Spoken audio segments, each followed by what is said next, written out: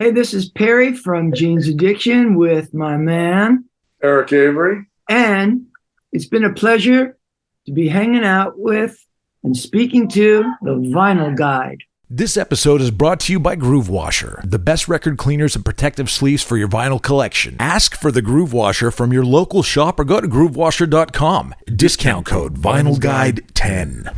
And now, on with the show.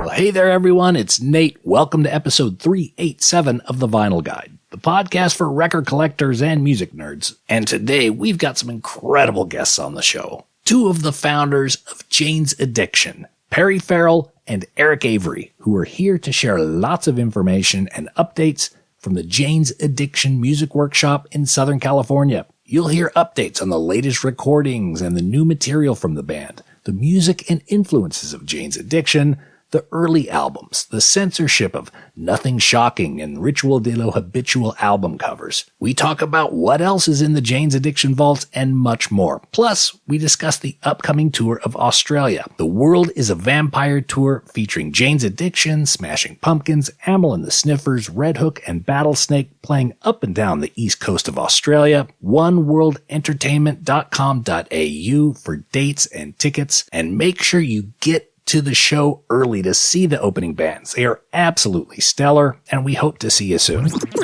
Oh, and by the way, I need a favor from each and every one of you. Please leave us a positive review. Apple Podcasts, Spotify, Stitcher, whatever you listen to us on, please leave us a positive review. 5 out of 5 stars, say something nice, and thank you in advance. And finally, we have nearly 400 other interviews and episodes ready to be enjoyed for free anytime. Interviews with the likes of Chris Shiflett of Foo Fighters, episode 382, Jason Bonham talking about memories of his dad and playing with Led Zeppelin, episode 383, Gerald V. Casale of Devo, episode 366, DJ, producer, and record collector Cut Chemist, episode 348, Robbie Krieger of The Doors, episode 306, Billy Friggin Gibbons of ZZ Top, episode 293, and hundreds more. Follow the Vinyl Guide podcast for free in your podcast app. Scroll, download, listen, and enjoy. All right, everyone, here we go. Get comfy and let's start our conversation with Perry Farrell and Eric Avery of Jane's Addiction. This week on the Vinyl Guide, we are welcoming Perry Farrell and Eric Avery of Jane's Addiction to the show. Fellas, thank you so much for making the time, and I understand you're heading to the Australian shores very soon. The World is a Vampire tour is about to start. You guys excited about returning down under? Mm-hmm. Absolutely. It's been too long. I love your country. I honestly do. Me too. I immigrated here about 20 years ago, and I've never looked back. And I love the animals too. Yeah? Eric, I was looking for a Flying Fox T-shirt for you. Oh, cool. Yeah, tell the story, would you, Eric? Oh, the other day in a press thing, I talked about the very first time that we went over in 90 or something, and I was totally sleepless and turned around, and so I was up in the wee hours of the morning, and I just remember walking out of the hotel balcony at dawn, and I saw just a handful of flying foxes in the air coming across like it was a really tall hotel, and they came along right at the same level, and it was just like they were the most beautiful thing I'd ever seen at that moment, and just like amazing creatures. Yeah. It's I'm trying to find one in black. That's charming, Farrell. Thank you. So what's something you guys are doing or planning for this tour that you've never done before? Well, I can tell you that we've been writing prior to coming down there, and what we might do is perform a song that we have written and recorded. Of course, it's not finished quite yet, but we've been discussing performing some, recording that some previously unheard material for you. Ooh, wonderful. Does that Excellent. sound good? That sounds amazing. Is this any hints as to what is this? Embrace the Darkness or something different? It's something different. Entirely different. Yeah. And far better, I might add. Okay. So look, there's been posts on Instagram, different recording sessions that's been coming out here and there. What is happening there? Clearly you're recording. What is the project that you're moving towards right now? You mean recording in terms of recording? Yeah. We're looking to do our fourth record together as the original team. Mm-hmm. Yeah. Yeah. An album. Proper Yeah. album. You know, a lot of people these days, they talk about albums are dead, and they might be right, but just because they said that, we're going to make a fucking great album. Looking forward to it. What's the sort of timeline that the band is thinking of? I know it tends to be a bit glacial. Are you thinking maybe this year? Well, I think that we'll only know when we get there, because, as Perry alluded to, I think today's day and age, it's not about having an album cycle and a particular, release date and and that sort of thing. So, we have a couple of songs that are basically ready. We have songs that are right behind that in the process. And then we have beginning ideas and so, we're going to come back from Australia. We're going to adjust to the time, and then we're going to go into the studio and start recording.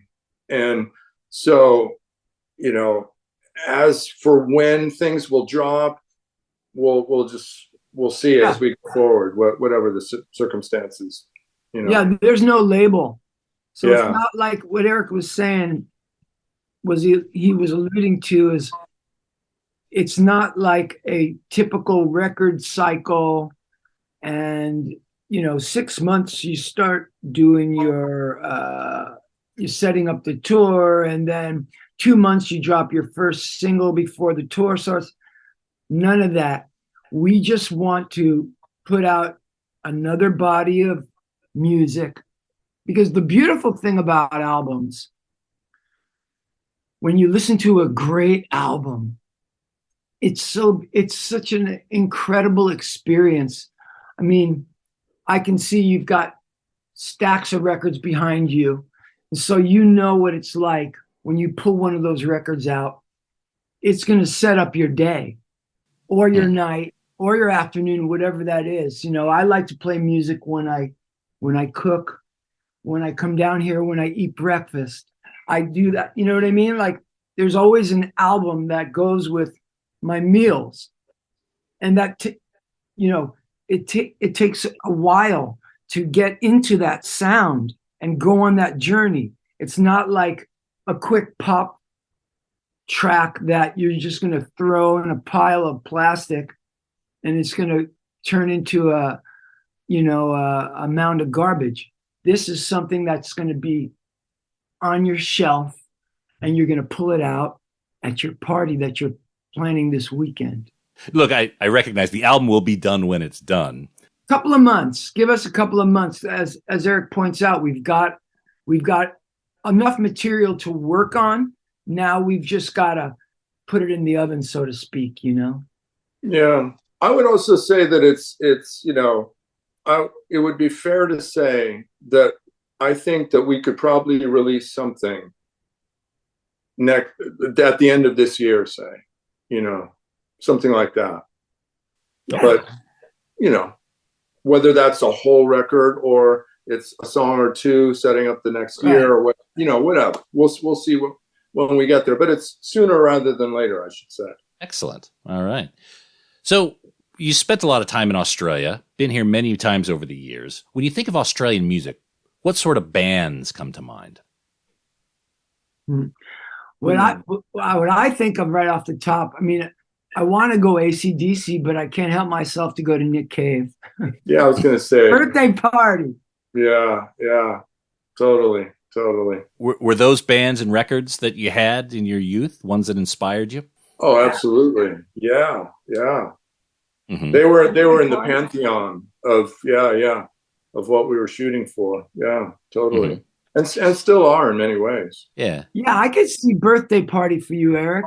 What's that? I could totally see you with a birthday party record. Now you got to get him a Flying Fox shirt and a birthday party shirt. Yeah. Or a birthday party record. So Jane's Addiction has such a unique sound. I mean, of course, in the original day and ever since, who are the influences that you can most hear in your music?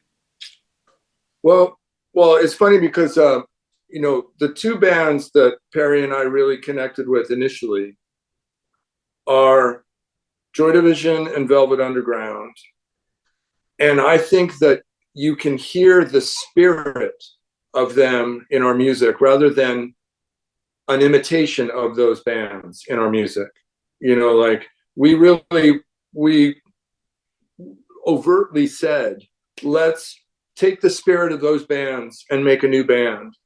We didn't try to sound like them or pretend that we were them, but we took aspects of their approach and stuff, this sort of the centrality and kind of the rhythm guitar aspect of the bass playing in Joy Division. I think that's definitely something that defines Jane's in a way too. And the reportage, like Perry's lyrics, Lou Reed's lyrics, just reporting from the streets directly, that sort of poetry, I see that connection there too. But it was always it was about capturing the spirit and bringing that with it.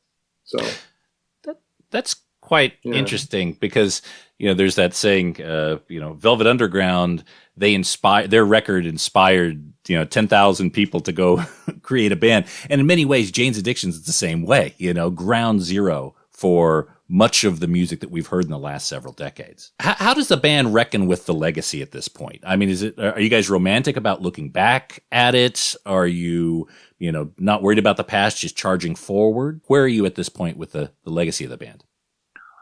Well, I feel that I don't like looking back that much. If you look back too far, you might end up wearing the same top hat. And that's not a good look. I like to just continue to look around, and then report. Like Eric said, we came from the streets, and it was an exciting place to be. The world has changed dramatically. 1991, World Wide Web, the end of the Soviet Union, and Lollapalooza. So once 91 happened, the world really, really changed. If I do look back at all on anything, I get a little sad because I didn't think we had that much of an effect on the world as I would have honestly liked. I wish that we would have had at least more respect from the music industry. We didn't get that, but that's going to come when it comes. I don't really care about it. But the only thing that would be good about it is you'd have maybe better music. You know what I mean? Because people like to, they like to know that what they look up to is at least a success. And I don't think we've actually succeeded to the level that we will. So that's why I keep my head down and I just keep going forward, trying. I never stop trying. Yeah, and I feel like that we just, at least selfishly speaking, I feel like because I do reminisce about the past. I think about life, the full spectrum of life, and at this age, I reflect back as well. But I just look at it like we have already exceeded my expectations of what I thought we were going to do. When Perry and I were first starting, we were talking about, hey, maybe we could go to Germany and maybe they would like us, or, and we could, play at the Olympia where Motorhead was. Played, and and so I feel like this is gravy. I feel like we're now operating with a net. So let's try stuff. We don't have anything to lose. We have only everything to gain from the experience of our music now. It's freeing to me to have the legacy, and to be also inspired by how proud I am of that music. Means that's what I'm shooting for now. I'm trying to beat something that I've already done, but that's a luxury to have, I think, anyway. Yeah. Oh, that's a fantastic attitude. And to your point, Perry, you mentioned something about not having the respect of the music industry. It's maybe not the establishment, but certainly the fans, right. No, I mean the establishment. Yeah. Yeah. The establishment likes to overlook us. But you know what? That's kind of cool, right? Yeah. Well, that's that's what you kind of want. Other way. The only positive aspect of that is what I was getting back to is they did not look to get more of that Jane's vibe. They just kind of ignored it and just kept on their pop angle, on their status quo pop or like status quo rock thing. I just wish we could have busted that up. You know what I mean? It's been like almost 25 years or 35 years.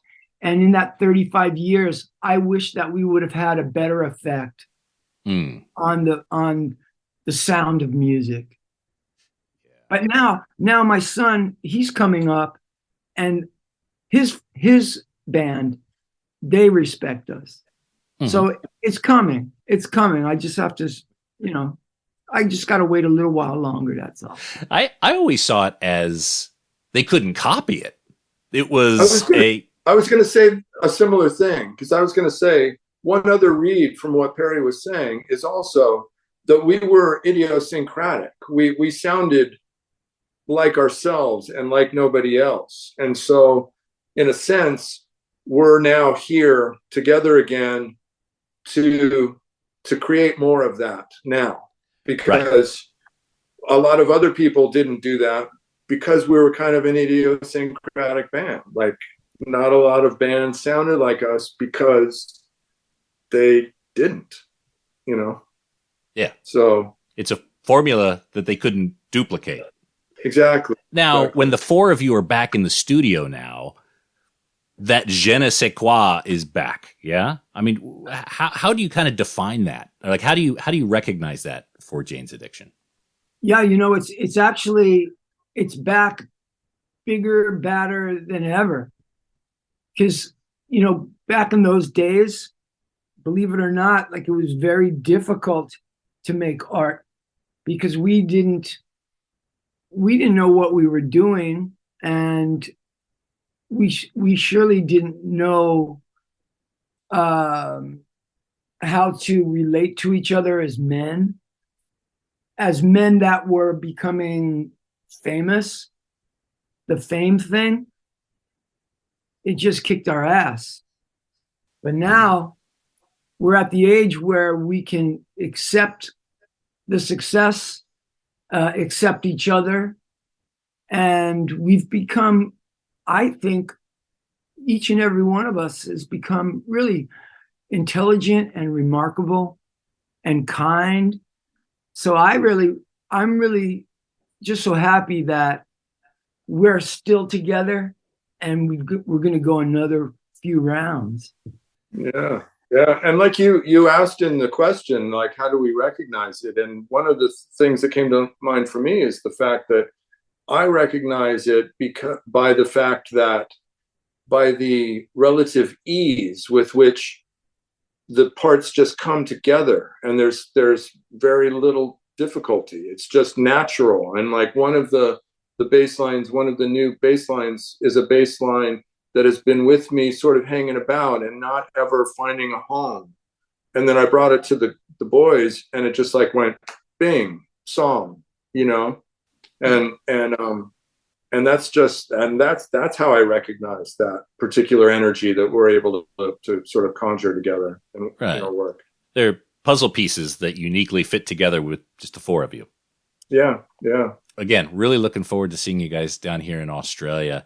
The band you're on the bill with, Amyl and the Sniffers. Have you had any time with them yet? We haven't met them yet, although I almost met them. I went to see their show in LA with my son, and I, knowing what goes on backstage, I didn't want to just bum rush them, but they put on a hell of a show. I mean, I was so psyched to see the scene is really starting to grow. You know what I mean? It's like, it's time. We had COVID. Everybody went into a hole, and you don't know what these young people are going to look and feel and sound like when they come out of that hole. They're pissed off. They're raring to go. They're out of control. And that's what they sound like. Yeah. They've got an incredible spirit. We're very, very proud that they're our fellow countrymen. There's a great music scene coming out of Australia these days. Wait, where are you from? Well, I'm originally from California. I moved here 20 years ago, though. Okay. Yeah. It's a very hard place to leave. I'm sure you know, being in Australia. Yeah. Yeah. It's just such a beautiful country. It is. Absolutely. So with the band after Ritual, as I understand the story, Lollapalooza started as a farewell tour for the band, but obviously it's become so much more, culturally expansive. When Lollapalooza was first being planned, did you kind of have an idea that this was going to be a real cultural touchstone, or at what point did you realize that, holy shit, this is bigger than we ever dreamed? We'll be back after these messages. Hey everyone, I'm here to talk to you about Seems Easy record sleeve repair strips. Ever find a record in a used bin where the vinyl is gorgeous, but the sleeve has this ugly split and is even falling completely apart? Well, that's okay. Grab it anyway, because with Seems Easy record sleeve repair strips, you can fix that right up. Seems Easy record repair strips repair seam splits from the inside, so it doesn't affect the appearance of a record sleeve, but it does make it functional again. With Seems Easy, records can now slide in and out like new. Turn a $5 record into a $25 functioning collectible. Just ask your local record shop for Seems Easy strips, and if they're not in stock, go to SeamsEasy.com. That's Seems Easy with 2 Z's. Seems Easy record sleeve repair strips. Seems easy because it is.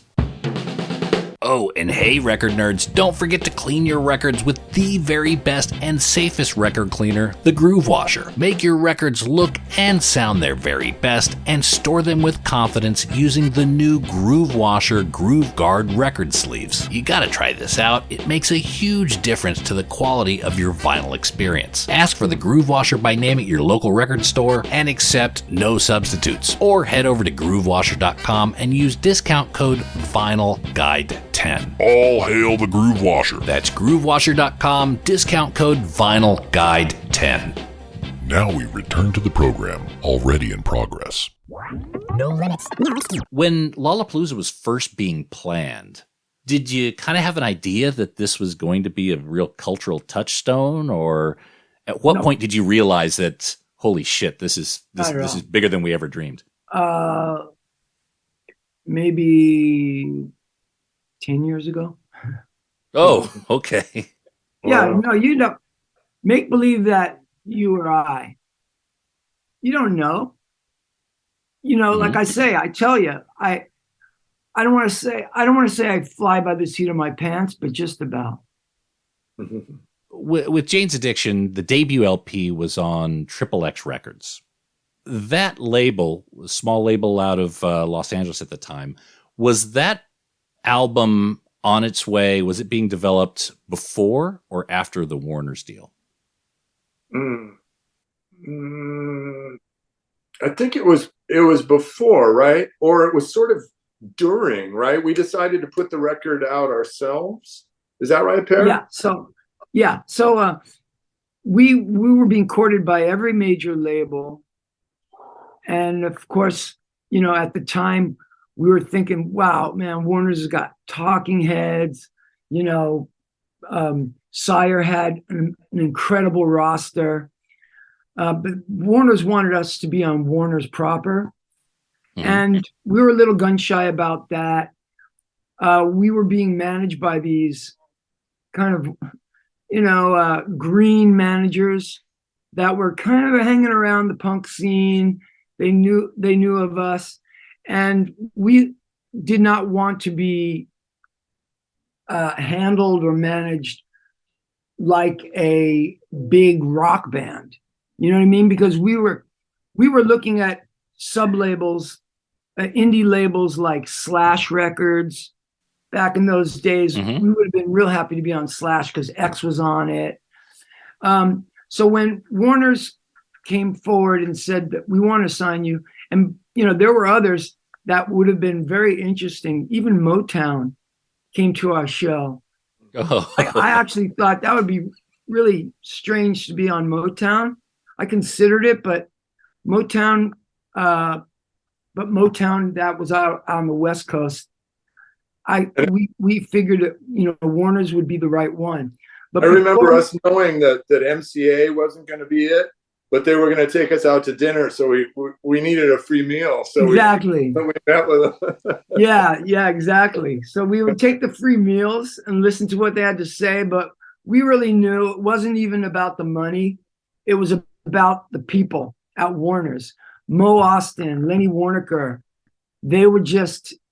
Steve Baker, they were just, as far as the music industry in those days, Mo Austin was the man. He knew Frank Sinatra, and he brought that label from, big band swing, Frank Sinatra, all the way up to Madonna and Prince, right? Mm-hmm.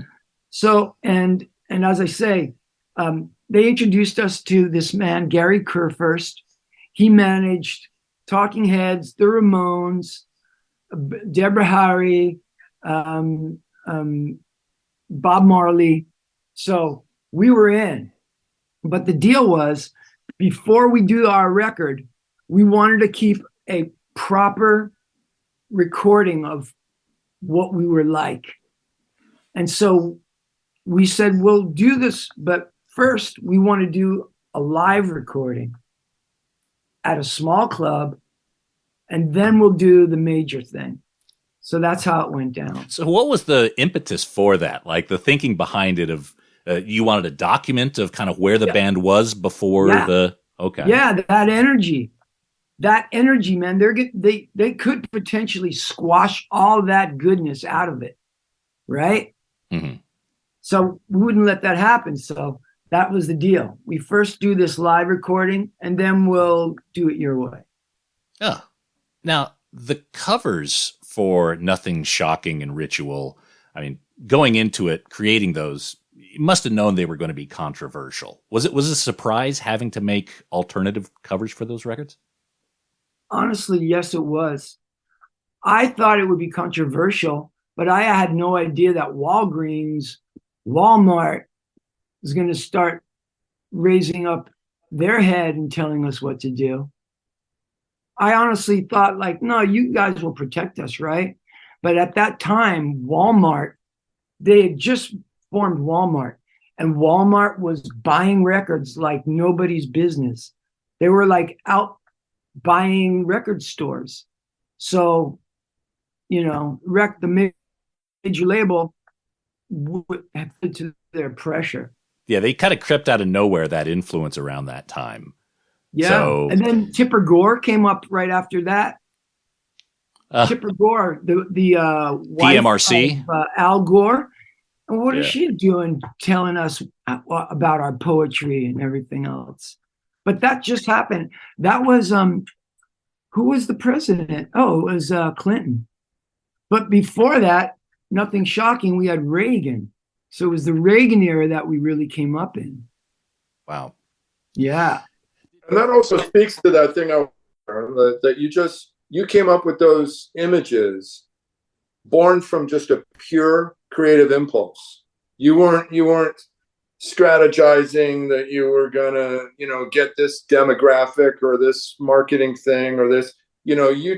you had a vision, and you made them manifest in the world, and then the world reacted the way it did. Oh, thanks, Eric. Well, the only group I was trying to impress was our fellow artists, the artisans. It worked. Because if you can't impress them, what are you doing? Yeah. I really don't care about the status quo's reaction. I really care about the artists. And those covers have clearly stood the test of time. So when you handed them in to the record label, they were like, yep, okay, let's do it. And controversy came later, or did anyone kind of, there may be a problem with this, guys? Yeah, it went like that. I handed it in, and I thought everything would be cool. I mean, people have done breasts, right? Throughout history. Nothing special about that.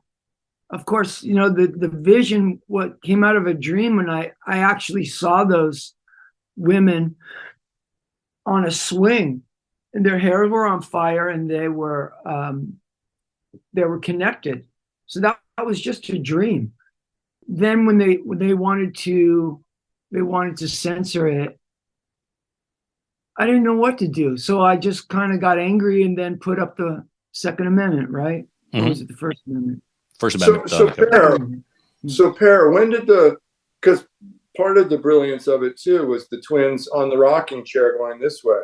Yeah. So the vision was a swing. How did the rocking chair become involved? Because on the end of Wilton, on Melrose, Wilton and Melrose, there was a series of Mexican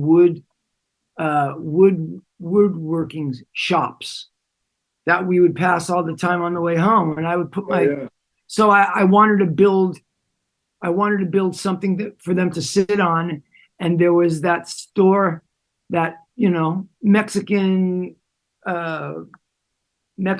carved wood furniture, and I just thought, well, if they're Siamese twins, they could go this way too. That'd be kind of funny.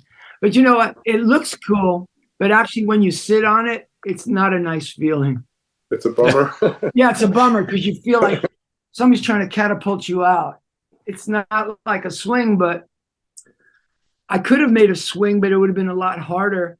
I would have had to attach a swing into the ceiling. I shot the whole thing. I was living in a storefront that I transformed into an art studio, and it had pretty high ceilings. I just didn't want to mess around with the getting up there, and I wanted to be able to control the flame. So what I did was, the flame is actually rubber glue, rubber cement. Like when you're in school, those rubber cement things that you pour in the back of a paper, and then you can put them down. Yeah. So I just gobbed rubber cement on their heads, lit it up, and then ran back out and then took the picture. Wow, amazing. Do those sculptures still exist, either shocking or ritual? Ritual exists. It's in storage still to this day. And one of the, we have those storage units. All the musicians keep their equipment and everything. So it's still in LA in one of those storages. And the Nothing Shocking, I'm sad to report that there was a friend of mine who was, he didn't tell me, but he was homeless, and he ended up to live inside of my storage that I had. It was a personal storage unit where I kept them. And he was a crackhead, and he went and sold the sculpture to somebody for crack. Oh, so they didn't even know it had any lineage. They just bought it because it was a... No. They knew whoever they were. I'm sure they still have it, but he went and sold it. So I don't have it. And besides that, there was this crazy person, I won't mention her name. Eric, you know who she is. She wanted to be a musician too, and she was hanging out with the group. She lived across the street from us when we lived together on Wilton. And we did this crazy party. Do you remember the the party that we did Halloween night in Bel Air, Eric. Oh yeah, right. On The the Chili like, Peppers performed the tennis court. on the tennis court. Right. Well, that guy, we all used to party up at his house. I won't say his name. He was a guy who made his money in technology, military technology. But he liked to hang out with people like myself and Eric. And like, you know, he was trying to date the punk girls. And anyway, this girl that I'm talking about, she used to go up there too, but he got tired of her and he wouldn't invite her to the party. That night that we performed that Halloween show on his tennis court, she broke into my apartment and she smashed the Nothing Shocking sculpture. She smashed their heads off. So it was kind of disassembled anyway. I had it in pieces. And then my friend went and lived in there and then sold it off for crack. Oh. But the rocking chair lives, right? Yeah, the rocking chair. Right. It was in rehearsal in the fall. Yeah. That was cool. Oh, you still got that. You bring it around. Okay. Yeah, it was such a like holy relic kind of thing. Yeah. Cool. Now, in recent years, the band's released a lot of recordings, demos, live sets. There's been various compilations. Is there something that's still in the Jane's Addiction vaults that hasn't been released that fans would just go ape over? You know, I think Steve would have a bunch of stuff, a gang of stuff. Steve Perkins is pretty much our Archivist? documentarian, documentarian. I don't know what you call him, but he started carrying a video camera around with him in the early days and going up and getting board tapes off of people after every show. So he's got stacks of material. Right. Excellent. Well, look, guys, I'm getting ready to wrap it up. Is there anything we need to talk about that we haven't talked about? Not from my end. It was just a great conversation. Oh, great. Glad you enjoyed it. And I'd love to have either of you back because I know there's lots of in-depth stuff we could do, talking about the Iggy album, talking about your work with Avalanches, Perry. But, for now. Yeah. Thank you for mentioning Avalanches. Yeah, they're fantastic. Yeah. Okay, Eric, Perry, thank you so much for coming on the show and sharing those stories and talking about some of those, what I consider very historical kind of things. I'd love to, Perry, you mentioned, respect from the establishment may come in the future. I'd love to see the Ritual and even parts of the Nothing Shocking dummies someday in the Smithsonian. But that's a dream. We'll put it out there. We'll see if it happens. I do want to remind folks, especially those in Australia, the World is a Vampire tour coming to our shores April 15th through 30th. Jane's Addiction with Smashing Pumpkins, Amyl and the Sniffers, Red Hook Battlesnake, oneworldentertainment.com.au. Fellas, thank you so much for coming on the Vinyl Guide and safe travels. We'll see you soon. Thank you. Thanks. Thank you, Nick.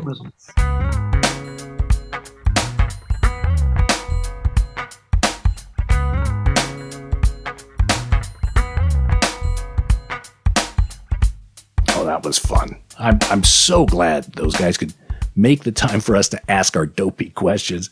And I hope you had fun and enjoyed it, and we hope to have them on again soon. So, in the meantime, do us a favor. Leave us a positive review on your podcast app and share these episodes in your social media. That's always huge, helpful, and greatly appreciated. That's it for this episode of The Vinyl Guide. Thank you so much for tuning in. We literally have hundreds of other episodes available. So if you enjoyed this interview and you want to hear more, just head over to your podcast app, follow The Vinyl Guide podcast. You could scroll and download and listen and enjoy literally hundreds more episodes. Thanks in advance, and we'll be back shortly with a brand new episode. So until we talk next time, get out there and buy some records, people. Cheers. That's it for this episode of The Vinyl Guide. Send your thoughts to Nate at thevinylguide.com or follow or tag us on Instagram at Vinyl Guide. Until next time, keep spinning.